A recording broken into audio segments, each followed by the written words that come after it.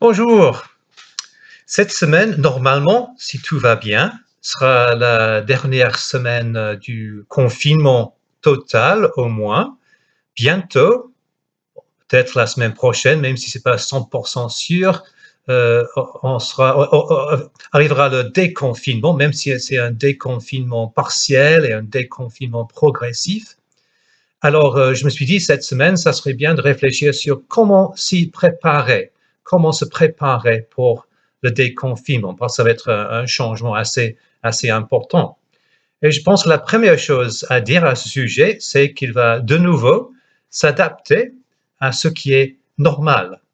Et c'est pas ce qui était normal avant le confinement, c'est pas ce qui est normal pendant le confinement. Déjà, nous avons dû nous adapter assez brutalement au début du confinement à un nouveau normal.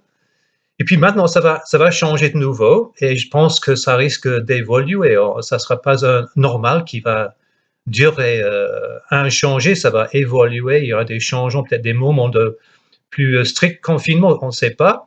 Peut-être un déconfinement progressif.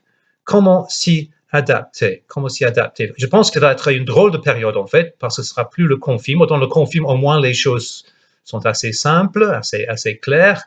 Mais là, ça sera un peu plus flou, plus de décisions à faire, plus de choix.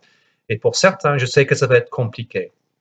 Et le passage que je vais prendre comme référence ce matin peut paraître un peu bizarre comme passage.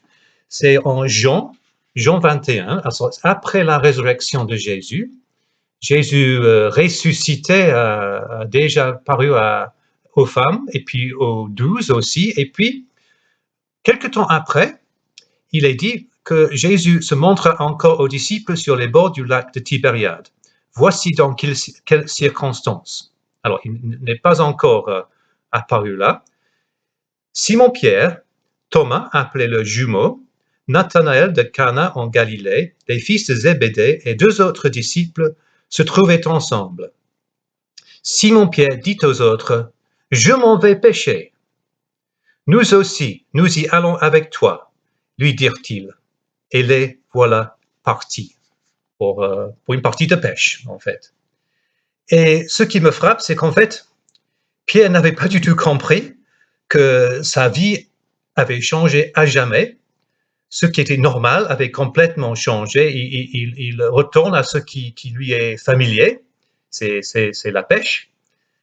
C'est un peu façon de se réconforter, je pense. Il ne savait pas trop à quoi s'attendre maintenant.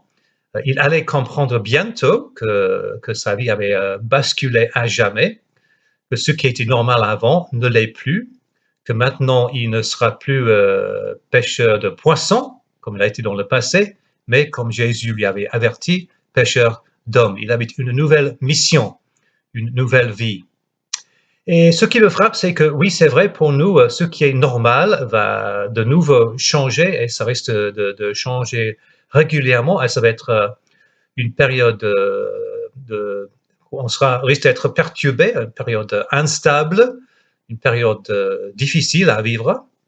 Mais en fait, il y a une chose qui va rester inchangée, c'est que nous vivons dans le nouveau normal de Pierre. C'est-à-dire que pour nous, Jésus est ressuscité, que nous soyons confinés ou pas, quelles que soient les consignes, nous vivons dans l'ère de la résurrection de Jésus. Nous avons avec Pierre cette nouvelle mission qui est de faire des disciples de toutes les nations, d'être des témoins de la résurrection de Jésus, d'être des témoins de l'amour et de la grâce de Dieu dans notre société.